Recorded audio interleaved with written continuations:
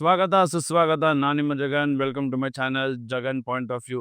ಇವತ್ತು ಒಂದು ಮಸ್ತಾಗಿರೋ ಒಂದು ಟಾಪಿಕ್ ಏನಂತಂದ್ರೆ, ನೀವು ಇ.ಎಂ.ಐ ಹೆಂಗ್ ಟ್ರ್ಯಾಪ್ ಆಗ್ತೀರಾ, ಅದನ್ನ ಹೇಗೆ ಆಚೆ ಬರೋದು, ಇ.ಎಂ.ಐಲಿ ನೀವು ಏನ್ದಿಂದ ಟ್ರ್ಯಾಪ್ ಆಗ್ತೀರಾ, ಮತ್ತೆ ನೀವು ಏನೇನು ವಿಷಯದಲ್ಲಿ ಇ.ಎಂ.ಐನ ತುಂಬಾ ಕೊಂಡ್ಕೊಂತೀರಾ, ಅದು ಹೇಗೆ ಅವಾಯ್ಡ್ ಮಾಡೋದು ಅಂತಲೂ ನಾನು ನಿಮಗೆ ತಿಳಿಸ್ಕೊಡ್ತೀನಿ.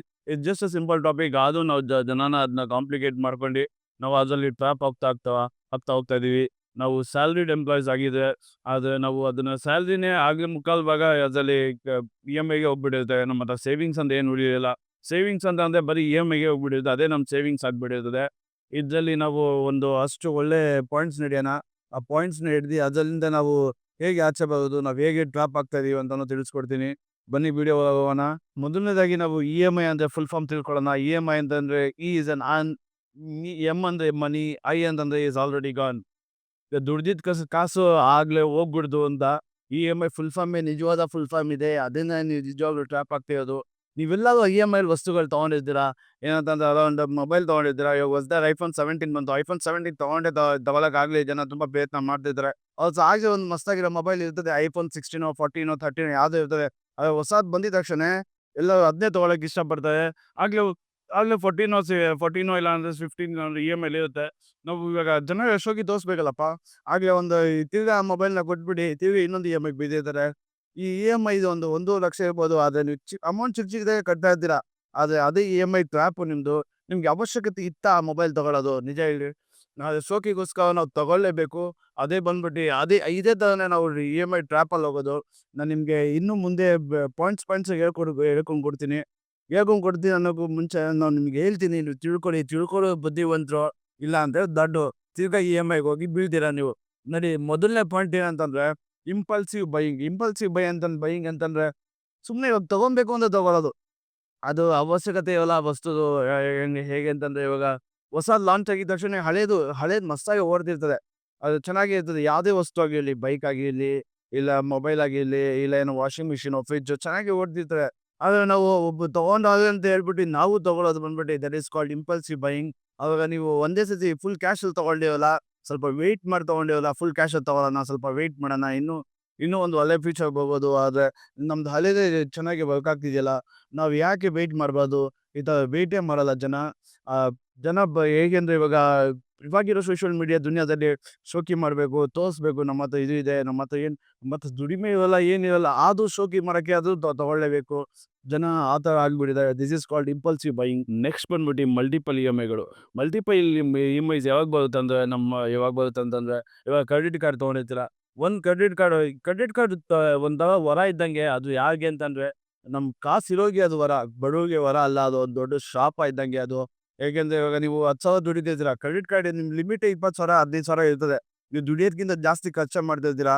ಅವಾಗ ನಿಮ್ಗೆ ಇ.ಎಂ.ಐಗಳು ಬರುತ್ತೆ. ನಿಮ್ಗೆ ಫುಲ್ ಸೆಟಲ್ಮೆಂಟ್ ಮಾಡೋಕ್ಕಾಗಲ್ಲ ಒಂದೇ ಸತಿ. ನೀವು ಆ ಸೆಟಲ್ಮೆಂಟ್ ಅಮೌಂಟ್‌ನ ಏನು ಖರ್ಚು ಮಾಡಿರ್ತೀರ, ನೀವು ಅದನ್ನ ಇ.ಎಂ.ಐ ಕನ್ವರ್ಟ್ ಮಾಡಿರ್ತೀರ. ನೀವು ಒಂದು ಕರೆಕ್ಟಾಗಿ ನೀವು ಅದರದ್ದು ಟರ್ಮ್ಸ್ ಅಂಡ್ ಕಂಡೀಷನ್ಸ್ ಓದಿದ್ರೆ ಅರೌಂಡ್ 45-50% ನಿಮ್ಗೆ ಅದು ಇಂಟ್ರೆಸ್ಟೇ ಬೀಳುತ್ತೆ ಕ್ರೆಡಿಟ್ ಕಾರ್ಡ್‌ದು. ಮತ್ತಂದ್ರೆ ಆ ಕ್ರೆಡಿಟ್ ಕಾರ್ಡ್ ತಗೊಳ್ಳಿ, ಒಂದು ಮಲ್ಟಿಪಲ್ ಇ.ಎಂ.ಐ ಮಲ್ಟಿಪಲ್ ಮಾಡೋಕ್ಕೂ ಮುಂಚೆ ನೀವು ಅದನ್ನ ಇ.ಎಂ.ಐ ಕನ್ವರ್ಟ್ ಮಾಡ್ಕೊಂಡಿರ್ತೀರ. ಅದನ್ನ ಸಾಲ ತೀರ್ಸೋಕ್ಕಾಗಿಲ್ವಾ, ಇನ್ನೊಂದು ಕ್ರೆಡಿಟ್ ಕಾರ್ಡ್ ಬೈ ಮಾಡ್ತೀರಾ.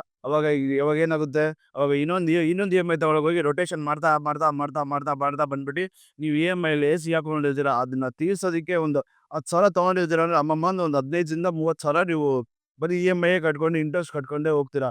ಮತ್ತೆ ಇನ್ನೊಂದು ಥರ ಯಾವಾಗ ನಿಮಗೆ ಮಲ್ಟಿಪಲ್ ಇ.ಎಂ.ಐಸ್ ಬರುತ್ತಂದ್ರೆ, ಮನೇಲಿ ಫ್ರಿಡ್ಜ್ ತಗೊಂಡಿರ್ತೀರ ಈ ತಿಂಗಳು. ಓಕೆ, ಫ್ರಿಡ್ಜಲ್ಲಿ ಇ.ಎಂ.ಐ ತಗೊಂಡಿರ್ತೀರಪ್ಪ. ಮನೆಗೆ ಅವಶ್ಯಕತೆ ಫ್ರಿಡ್ಜು.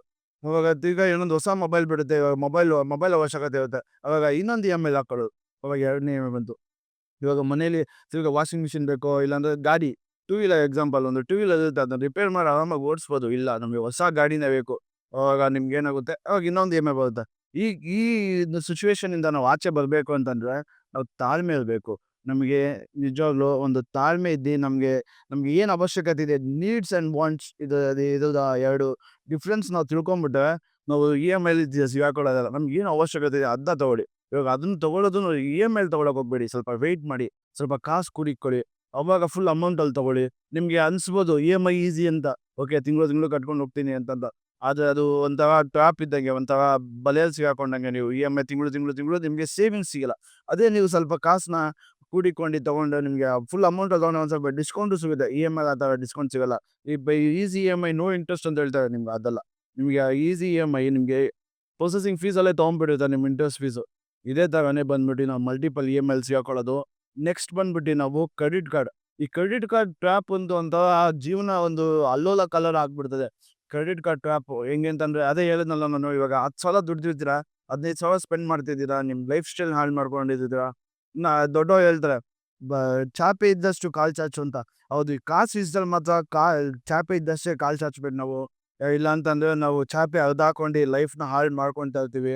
ಇದನ್ನ ಕ್ರೆಡಿಟ್ ಕಾರ್ಡ್‌ನ ಆದಷ್ಟು ನಾವು ಅವಾಯ್ಡ್ ಮಾಡಲೇಬೇಕು. ಹೌದು, ನಾವು ಕ್ರೆಡಿಟ್ ಕಾರ್ಡ್‌ನ ಹೇಗೆ ಅವಾಯ್ಡ್ ಮಾಡೋದಂದ್ರೆ, ನಾವು ದುಡಿಮೆಯಲ್ಲಿ ಎಮರ್ಜೆನ್ಸಿ ಫಂಡ್ ಅಂತ ಯಾವಾಗಲೂ ಒಂದು 10% 20% ಎತ್ತಿಡಬೇಕು. ಇವಾಗ 10,000 ದುಡಿತಿದ್ದೀರಾ, 2,000 ನಂದಲ್ಲ ಅಂತ ಒಂದು ಎತ್ತಿಟ್ರೆ ನಿಮಗೆ ಇವಾಗ ಕ್ರೆಡಿಟ್ ಕಾರ್ಡ್ ಅವಶ್ಯಕತೆ ಇಲ್ಲ. ಕ್ರೆಡಿಟ್ ಕಾರ್ಡ್ ಯಾವಾಗಲೂ ನಾವು ಎಮರ್ಜೆನ್ಸಿ ಟೈಮಲ್ಲೇ ಯೂಸ್ ಮಾಡಬೇಕು. ಸುಮ್ಮನೆ ಶಾಪಿಂಗ್ಗೆ ಅಂತ ಕ್ರೆಡಿಟ್ ಕಾರ್ಡು, ಶಾಪಿಂಗ್ಗೆ ಅಂತ ಲೋನು, ಇವೆಲ್ಲ ಬಂದ್ಬಿಟ್ಟು ನಮಗೆ ತುಂಬ ದೊಡ್ಡ ತಲೆನೋವಾಗುತ್ತೆ. ನೀವು ಇದರಿಂದನೂ ನೀವು EMI ಸಿಗಾಕೊಂಡಿರ್ತೀರ. Credit card is an very much big and trap to you. ನೀವು ಸಾಹುಕಾರರು ಮಾಡಿರೋದು ಒಂದು ಟ್ರ್ಯಾಪ್, ನೀವು ಕಾಸಿರೋರು. ಆದರೆ ಕ್ರೆಡಿಟ್ ಕಾರ್ಡ್ ತುಂಬ ಒಳ್ಳೆಯದೇ, ಆದರೆ ನಾವು ಯೂಸ್ ಮಾಡೋದೇ ತುಂಬ ಒಳ್ಳೆಯದು. ನೆಕ್ಸ್ಟ್ ಬಂದ್ಬಿಟ್ಟು ನಾವು ನೆಕ್ಸ್ಟ್ ಇನ್ನೊಂದು ಪಾಯಿಂಟ್ ಅಂದರೆ high rate of interest loans ತೊಗೊಳ್ಳೋದು. ಇವಾಗ ಪರ್ಸ್ನಲ್ ಲೋನ್ಗಳು ತೊಗೊಳ್ಳೋ ಎಕ್ಸಾಂಪಲ್. ಪರ್ಸ್ನಲ್ ಲೋನ್ ನಮಗೆ ಎಮರ್ಜೆನ್ಸಿ ಟೈಮಲ್ಲಿ ತೊಗೊಂಡ್ರೆ ಒಳ್ಳೆಯದು. ನಾವು ಗಾಡಿ ತೊಗೊಬೇಕಂದ್ರೆ ಪರ್ಸನಲ್ ಲೋನ್ ತೊಗೊಳ್ಳೋದು, ಮೊಬೈಲ್ ತೊಗೊಬೇಕಂದ್ರೂ ಪರ್ಸನಲ್ ಲೋನ್ ತೊಗೊಳ್ಳೋದು ನೋಡಿದ್ದೀನಿ ನಾನು. ಮತ್ತು ಮನೆಗೆ ಪರ್ಸನಲ್ ಲೋನ್ ಮನೆಗೆ ಪರ್ಸನಲ್ ಲೋನ್ ಅಲ್ಲ, ನಾವು ಟ್ರಿಪ್ಪಿಗೆ ಹೋಗ್ಬೇಕಂತ ಪರ್ಸನಲ್ ಲೋನು, ಇಲ್ಲ ಪಾರ್ಟಿ ಮಾಡ್ಬೇಕಂತ ಪರ್ಸನಲ್ ಲೋನು, ಇದಕ್ಕೆಲ್ಲ ಯಾವಪ್ಪ ಪರ್ಸನಲ್ ಲೋನ್ ತೊಗೊಂತಾರೆ? ಪರ್ಸನಲ್ ಲೋನು ಒಂದು ಅರೌಂಡ್ 13-14% ಇಂಟ್ರೆಸ್ಟ್ ಇರ್ತದೆ. ಅದು ಪರ್ಸನಲ್ ಲೋನ್ ಒಬ್ರು ಶೋಕಿಗೋಸ್ಕರ ಪರ್ಸನಲ್ ಲೋನ್ ತೊಗೊಂತಾರೆ. ಲೋನ್ ತೊಗೊಂಡು ಪಾರ್ಟಿ ಮಾಡೋಣ, ಇದು ಮಾಡೋಣ. ಯಾಕೆ ಬೇಕು ನಮಗೆ? ನಾವು ಲೈಫ್‌ನ ಸಿಂಪಲ್ಲಾಗಿ ಲೀಡ್ ಮಾಡೋದ್ರೆ ಏನೂ ಅವಶ್ಯಕತೆ ಇರಲ್ಲ ಆ ಥರ. ನಮ್ಗೆ ಏನು ಬೇಕು, ಹೌದು, ಪಾರ್ಟಿ ಮಾಡಬೇಕು, ಎನ್ವಿರಾನ್ಮೆಂಟಿಂದ ಆಚೆ ಬರಬೇಕು, ಬ್ರೈನ್ ಫ್ರೀ ಆಗಬೇಕು. ಒಂದೊಂದ್ಸರಿ ಫ್ರೀಸ್ ಆಗಿಬಿಡೋದು ಬ್ರೈನ್ ಕೆಲಸ ಮಾಡಿ ಮಾಡಿ ಮಾಡಿ. ಹೌದು, ಇಲ್ಲ ಅಂತಿಲ್ಲ, ಅವಶ್ಯಕತೆ. ಆದರೆ ಅತಿ ಮೀರಿ ಶೋಕಿಗೋಸ್ಕರ ಪಾರ್ಟಿ ಮಾಡಬಾರ್ದು ಯಾವತ್ತು. ಈ ಶೋಕಿಗೋಸ್ಕರ ಪಾರ್ಟಿ ಮಾಡಿದಾಗ ಇನ್ನೊಂದು ನನಗೆ ತಲೆಗೆ ಬಂತು, ಏನಂತಂದ್ರೆ ಈ ಶೋಕಿಗೋಸ್ಕರನೇ ಜನ ಜೀವನ ಮಾಡ್ತಿದ್ದಾರೆ ಸ್ವಲ್ಪ ಜನ. ಈ ಟೈಮಲ್ಲಿ ನಿಜವಾಗ್ಲೂ ತುಂಬ ಜನ ಮಾಡ್ತಾರೆ. ಒಂದು 10 ಜನದಲ್ಲಿ ಒಂದು 4 ಜನ ಅದು ಶೋಕಿಗೋಸ್ಕರ ಜೀವನ ಮಾಡ್ತಿರ್ತಾರೆ. ಅಥವಾ ಏನೂ ಇಲ್ಲ, ಖಾಲಿ ಪಲಾವ್ ಅವರು. ಆದ್ರೂ ಜನ ಶೋಕಿಗೋಸ್ಕರ ಲೋನ್ ತೊಗೊಂತಾರೆ, ಮೊಬೈಲ್ಗಳು ತೊಗೊಂತಾರೆ. ಐಫೋನ್ ಬೇಕಪ್ಪ ನಮಗೆ, ಶೋಕಿ ಮಾಡ್ಬೇಕು, ತೋರಿಸ್ಬೇಕು. ನಾರ್ಮಲ್ ಆಂಡ್ರಾಯ್ಡ್ ಮೊಬೈಲಲ್ಲಿ ನೀವು ಕಾಲ್ ಹೋಗಲ್ವಾ, ಎಲ್ಲ ಬರಲ್ವಾ? ಐಫೋನ್ಗಿಂತ ಜಾಸ್ತಿ ಚೆನ್ನಾಗಿರೋ ಮೊಬೈಲ್ಗಳು ಆಂಡ್ರಾಯ್ಡ್ಗಳಲ್ಲಿವೆ. ಆದರೆ ನೀವು ತೊಗೊಬೇಕಲ್ಲ, ತೋರಿಸ್ಬೇಕಲ್ಲ. ಐಫೋನ್ ಹುಡುಗಿ ಅವಾಗೆ ಬೀಳೋದಲ್ಲ ಐಫೋನ್ ನೋಡೋದನ್ನೇ. ಆಂಡ್ರಾಯ್ಡ್ ಮೊಬೈಲ್ ಯೂಸರ್ಸ್ಗಳು ಯಾಕೆ ಬೀಳ್ತವೆ? ಬೀಳಲ್ಲ. ನಿಮ್ಮ ಹುಡುಗಿಗೆ ಏನೇನೋ ಶಾಪಿಂಗ್ ಮಾಡ್ಬೇಕಂತ EMIಗಳು, ಕ್ರೆಡಿಟ್ ಕಾರ್ಡುಗಳು ಲೋನ್ ಮಾಡೋದು. ಈ ಪಾಯಿಂಟ್ ಬಂದ್ಬಿಟ್ಟು ಏನಂದರೆ, ಎಸ್ಪೆಷಲಿ ಯಾರಿಗೆ ಅಂತಂದರೆ ಈ ಯೂತ್ಸ್ಗಳಿಗೆ, ಅವರೇ ಜಾಸ್ತಿ ಬೇಗ ಬೀಳೋದು. ಮದುವೆ ಆಗಿರೋರು ಆಗೋಕ್ಕೂ ಮುಂಚೆ ನಾವು ಹೇಗೆ ಲೈಫ್‌ನ ಲೀಡ್ ಮಾಡ್ತೀವಿ ಅದು ತುಂಬ ಇಂಪಾರ್ಟೆಂಟ್. ಮದುವೆ ಆಗೋಕ್ಕೂ ಮುಂಚೆನೂ ನಾವು ಕ್ರೆಡಿಟ್ ಕಾರ್ಡಲ್ಲೇ ಜೀವನ ಮಾಡ್ಕೊಂಡು ಸಾಲ ಮಾಡಿದ್ವಿ. ಮದುವೆ ಆದ್ಮೇಲೆ ಅದೇ ಆಗುತ್ತೆ ಸಿಚುವೇಶನು. ಆದರೆ ನೀವು ಅದೇ ಮದುವೆ ಮುಂಚೆನೇ ನೀವು ಫಿನಾನ್ಷಿಯಲ್ ಡಿಸಿಪ್ಲಿನ್ಡ್ ಆಗಿದ್ರೆ, ಅದು ನಿಮ್ಗೆ EMIಯಲ್ಲಿ ನೀವು ಕಂಟಿನ್ಯೂ ಮಾಡಲ್ಲ. ಯಾವಾಗಲೂ ನೀವು ತಾಳ್ಮೆ ಇರುತ್ತೆ. ನೀವೇನೇ ತೊಗೊಳೋಕ್ಕೂ ಮುಂಚೆ 4 ಸತಿ ಯೋಚನೆ ಮಾಡಿ, ಏನಕ್ಕೆ ತೊಗೊತಾ ಇದ್ದೀನಿ, ಅವಶ್ಯಕತೆ ಇದೆಯಾ, ತೊಗೊಬೇಕಾ? ಓಕೆ. ತೊಗೊಳೋಕ್ಕೂ ಮುಂಚೆ 2 ದಿನ ವೆಯ್ಟ್ ಮಾಡಿ, ತೊಗೊಬೇಕೋ ಇಲ್ವೋ ಯೋಚನೆ ಮಾಡಿ. ಯಾಕಂದರೆ ನೀವು ಅದನ್ನು EMIಲಿ ಹಾಕ್ತಾ ಇದ್ದೀರಪ್ಪ, ನಿಮ್ಮದು ಸ್ಯಾಲ್ರಿಯಲ್ಲಿ ಅದೊಂದು ಮ್ಯಾಂಡೇಟ್ರಿ ಕಮಿಟ್ಮೆಂಟ್ ಬಂದ್ಬಿಟ್ಟಿರುತ್ತೆ. ಓಕೆ, ಈ ತಿಂಗಳು 2ನೇ ತಾರೀಕು ಕಷ್ಟ ಆಗ್ಬಿಡುತ್ತೆ, ನಮ್ಮ ಹತ್ರ ದುಡಿಮೆ ಇಲ್ಲ, ಏನಕ್ಕೆ ತೊಗೊಬೇಕಾ ಬೇಡವಾ? ತೊಗೊಳ್ಳೇಬೇಕು ಅಂತಂತಂದರೆ ಸ್ವಲ್ಪ ದಿನ ವೆಯ್ಟ್ ಮಾಡಿ, ಕಾಸನ್ನ ಸ್ವಲ್ಪ ಕೂಡಿಡಿ ನಿಮ್ಮ ಸೇವಿಂಗ್ಸಲ್ಲಿ, ಅವಾಗ ತೊಗೊಳ್ಳಿ. ಇದನ್ನ ಇದು ಶೋಕಿಗೋಸ್ಕರ ಅವಾಯ್ಡ್ ಮಾಡ್ಬೋದು ಇದನ್ನು, EMIಗಳನ್ನ. ನೆಕ್ಸ್ಟ್ ಬಂದ್ಬಿಟ್ಟು ಎಮರ್ಜೆನ್ಸಿ ಫಂಡು ಯಾವಾಗ ತುಂಬ ಅವಶ್ಯಕತೆ ಇರುತ್ತೆ. ಮನೇಲೇನೋ ಎಮರ್ಜೆನ್ಸಿ ಬಂತು, ಯಾರಿಗೋ ಏನೋ ಹಾಸ್ಪಿಟ್ಲಲ್ಲಿ ಎಮರ್ಜೆನ್ಸಿ ಬಂತು, ಕೆಲಸ ಕಳ್ಕೊಂಬಿಟ್ಟೆ, ಅವಾಗ ನಾವು ಒಂದು ಏನಂದರೆ ಸ್ಯಾಲ್ರಿಡ್ ಎಂಪ್ಲಾಯೀಸು, ಒನ್ ಇನ್ಕಮ್ ಇರುತ್ತಲ್ಲ, ಅವ್ರಿಗೆಲ್ಲ ನಾವು ಎಮರ್ಜೆನ್ಸಿ ಫಂಡ್ ಅಂತ ಎತ್ತಿಡಲೇಬೇಕು. ಯಾಕೆ ಅಂತಂದರೆ ಎಮರ್ಜೆನ್ಸಿ ಫಂಡ್ ಇಲ್ಲ ಅಂತಂದರೆ ತಿರ್ಗಾ ನೀವು ಕ್ರೆಡಿಟ್ ಕಾರ್ಡ್ ಹೋಗ್ತೀರಾ, ಇಲ್ಲ ಯಾವ ಥರ ಸಾಲ ಮಾಡ್ತೀರಾ, ಪರ್ಸ್ನಲ್ ಲೋನ್ ಮಾಡ್ತೀರಾ. ಈ emergency fund is an very important thing for salaried employees. Friends, ಇನ್ನೊಂದು ಪಾಯಿಂಟ್ ಏನಂತಂದರೆ, ನಮ್ಮ ಸಿಬಿಲ್ ಸ್ಕೋರ್ ಎಲ್ಲ ಹಿಟ್ ಆಗೋದು ಹೆಂಗೆ ಅಂತಂದರೆ, ನೀವು ಮಲ್ಟಿಪಲ್ EMI ಹಾಕ್ಸ್ಕೊಂಡಿರ್ತೀರಾ, ನೀವು ಎಲ್ಲೋ ಒಂದು EMI ಮಿಸ್ ಮಾಡ್ತೀರಾ, ಸಿಬಿಲ್ ರೇಟ್ ಹಿಟ್ ಆಗುತ್ತೆ. ಸಿಬಿಲ್ ರೇಟ್ ತುಂಬ ಇಂಪಾರ್ಟೆಂಟ್. ಯಾಕಂದರೆ ನಿಮಗೆ ಫ್ಯೂಚರಲ್ಲಿ ನಿಮ್ಗೆ ಯಾವುದೋ ಲೋನ್ ಬೇಕು ಅಂತಂದರೆ CIBIL rate is very important to you. ಯಾವುದೇ ಲೋನ್, ಯಾವುದೇ EMI ಇಲ್ಲ ಕ್ರೆಡಿಟ್ ಕಾರ್ಡ್ EMI ಯಾವಾಗ ನೀವು ಮಿಸ್ ಮಾಡ್ತೀರಾ, ಅವಾಗೆಲ್ಲ ನಿಮ್ಮ ಸಿಬಿಲ್ ರೇಟು ನಿಮ್ಮದು ಹಿಟ್ ಆಗುತ್ತೆ, ರೆಡ್ಯೂಸ್ ಆಗುತ್ತೆ.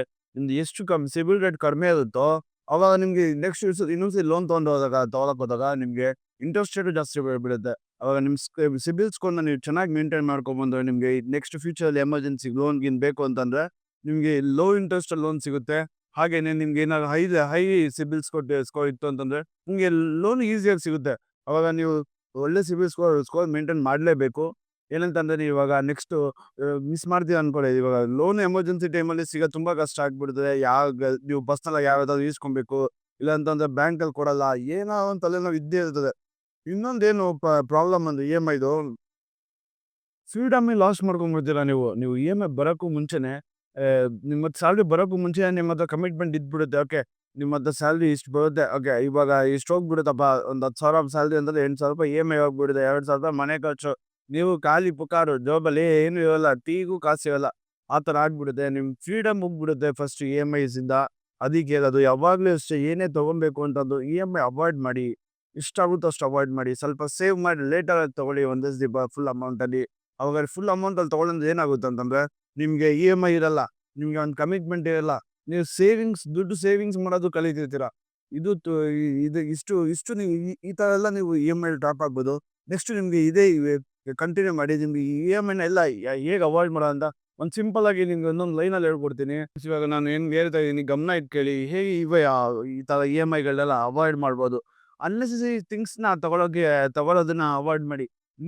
ನೀಡ್ಸ್ ಮಾತ್ರ ತಗೊಳ್ಳಿ. ವಾಂಟ್ಸ್‌ನ ಬಿಟ್ಬಿಡಿ. ಮತ್ತೆ ಇನ್ಸ್ಟೆಂಟ್ EMIಗಳಿಗೆ ಹೋಗೋದು ಬಿಟ್ಬಿಡಿ. ಯಾವಾಗಲೂ ಅಷ್ಟೇ ನಿಮ್ಮ EMIನ ನೀವು 30% ಅಲ್ಲಿ ಇಡಿ. ನಿಮ್ಮ 10,000 ದುಡಿಮೆ ಅಂತಂದ್ರೆ 3,000 ಒಳಗನೆ EMI ಇಡಿ. ಅದಕ್ಕೂ ಜಾಸ್ತಿ ಇಡಬೇಡಿ. ಅದಕ್ಕೂ ಜಾಸ್ತಿ ಇತ್ತು ಅಂದ್ರೆ ನಿಮ್ಗೆ ಕಮಿಟ್ಮೆಂಟ್ ಜಾಸ್ತಿ ಆಗ್ತದೆ. ಮತ್ತೆ ಕಮಿಟ್ಮೆಂಟ್ ಜಾಸ್ತಿ ಆದಾಗ ನಿಮ್ಮ ಸ್ಯಾಲ್ರಿದು ಸಾಲ ಜಾಸ್ತಿ ಆಗ್ತದೆ. ನಿಮ್ಮ ಸ್ಯಾಲ್ರಿ ಬಿಟ್ಟು ನೀವು ಆಚೆಯಿಂದನೂ ಸಾಲ ತಗೊಬೇಕಾಗುತ್ತೆ. ಅದಕ್ಕೆ ಯಾವಾಗಲೂ 30% ಒಳಗಿಡಿ. ಮತ್ತೆ ನಿಮಗೆ ನೀಡ್ಸ್ ಇರೋದನ್ನ ಮಾತ್ರನೇ ತಗೊಳ್ಳಿ. ಈ ಇನ್ಸ್ಟೆಂಟ್ EMI ಸ್ವಲ್ಪ ಅವಾಯ್ಡ್ ಮಾಡಿ. ಯಾವಾಗಲೂ ಅಷ್ಟೇ ನೀವು ಒಂದು EMI ತಗೊಳಕ್ಕೆ ಹೋಗ್ತಾ ಇದೀನ ಅಂತಂದ್ರೆ ಹಿಡನ್ ಚಾರ್ಜಸ್‌ನ ನೋಡಿ. ಏನು ಪ್ರೊಸೆಸಿಂಗ್ ಫೀಸ್ ಎಷ್ಟಿದೆ, ಏನೆಲ್ಲ ನಾವು ಚಾರ್ಜಸ್ ಮಾಡ್ತಿದ್ದಾರೆ, ಅದು EMI ತಗೊಳಕ್ಕೆ ಮುಂಚೆ ಇದೆಲ್ಲ ಕ್ಲಿಯರಾಗಿ ಕೇಳಿಲ್ಲ. ನೀವೇ ಕಾಂಟ್ರಾಕ್ಟ್ ತೊಗೊಂಡು ಓದಿ. ಇನ್ನೊಂದೇನಂದ್ರೆ ಯಾವಾಗಲೂ ಏನೇ ಒಂದು ತಗೊಬೇಕು ಅಂದ್ರೆ ಸೇವ್ ಮಾಡಿ. ಕಾಸನ್ನ ಕೂಡಿಟ್ಟು ಆಮೇಲೆ ತಗೊಳ್ಳಿ. ಅದನ್ನ ಇನ್ಸ್ಟೆಂಟಾಗಿ EMI ಸಿಗ್ತೈತಪ್ಪ ಅದನ್ಬಿಟ್ಟು ಇನ್ಸ್ಟೆಂಟಾಗಿ ತೊಗೊಳಕ್ಕೆ ಹೋಗ್ಬೇಡಿ. ಬೈ ಬೈ ಲೇಟರ್ ಅಂತ ಯೋಚನೆ ಮಾಡಿ. ನೆಕ್ಸ್ಟ್ ಏನಂತಂದ್ರೆ build N emergency fund. Emergency fund ಯಾವಾಗಲೂ ನೀವು ಬಿಲ್ಡ್ ಮಾಡಿರಲೇಬೇಕು. ಒಂದು 6 ಮಂತ್ಸ್ ಸ್ಯಾಲ್ರಿನ ನೀವು ಕೂಡಿಡಬೇಕು. ಯಾಕಂದ್ರೆ ಯಾರಿಗೆ ಗೊತ್ತು ಇವತ್ತಲ್ಲ ನಾಳೆ, ಇವಾಗ ಇರೋ ಸ್ಟೇಜಲ್ಲಿ ಇವತ್ತು ನಾಳೆ ಕೆಲಸ ಹೋಗ್ಬಿಡ್ಬೋದು.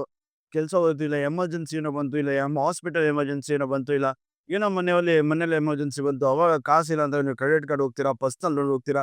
ಅದ್ರ ಬದಲು ನೀವು ಕೂಡಿಟ್ಟು ಮನೆಯಲ್ಲಿ ಎಮರ್ಜೆನ್ಸಿ ಫಂಡನ್ನು ಒಂದು ಪರ್ಸನಲ್ ಅಕೌಂಟಲ್ಲಿ ಇಟ್ಟರೆ, ಇಲ್ಲ ಸೇವಿಂಗ್ಸ್ ಅಕೌಂಟಲ್ಲಿ ಇಟ್ಟರೆ ನಿಮಗೆ ಆ ಎಮರ್ಜೆನ್ಸಿ ಟೈಮಲ್ಲಿ ಆ ಕಾಸು ಯೂಸ್ ಆಗುತ್ತೆ. ಯಾವಾಗಲೂ ಅಷ್ಟೇ ಎಮರ್ಜೆನ್ಸಿ ಫಂಡ್ ಅಂತ ಎತ್ತಿಡಲೇಬೇಕು. ಯಾವಾಗ ನಾವು ಸ್ಯಾಲರಿಡ್ ಎಂಪ್ಲಾಯ್ಡ್ ಆಗಿರ್ತೀವಿ ಅವಾಗ ನೀವು ಎತ್ತಿಡಲೇಬೇಕು. ರಿಟರ್ನೇ ನಮಗೆ ತುಂಬ ಈಸಿ ಆಗುತ್ತೆ.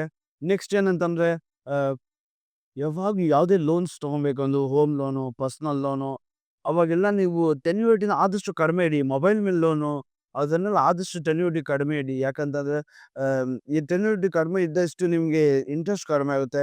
ಟೆನ್ಯೂರಿಟಿ ಕಡಿಮೆ ಇಡೋದು ದೊಡ್ಡ ವಿಷಯ ಅಲ್ಲ. ನಿಮಗೆಲ್ಲ ಒಂದು ಸಿಕ್ಕೋ ಅಮೌಂಟು ಬಲ್ಕ್ ಅಮೌಂಟ್ ಸಿಕ್ತು, ಇಲ್ಲ ಏನೋ ಒಂದು ಪೇಮೆಂಟ್ ಆಯಿತು, ನಿಮಗೆ ಬಿಸ್ನೆಸ್ ಮಾಡ್ತೀವಿ, ಕೆಲಸ ಮಾಡ್ತೀವಿ, ಏನೋ ಒಂದು ಬಂತು ಅಮೌಂಟು, ಪ್ರೀಪೇಮೆಂಟು ಇಲ್ಲ ಕ್ಲೋಸರ್ ಮಾಡೋಕ್ಕೆ ಟ್ರೈ ಮಾಡಿ. ಆದಷ್ಟು ನೀವು ಕ್ಲೋಸರ್ ಮಾಡಿದಷ್ಟು ನಿಮ್ಗೆ ಇಂಟ್ರೆಸ್ಟು ಕಡಿಮೆ ಆಗುತ್ತೆ, EMIಸು ಕಡಿಮೆ ಆಗುತ್ತೆ.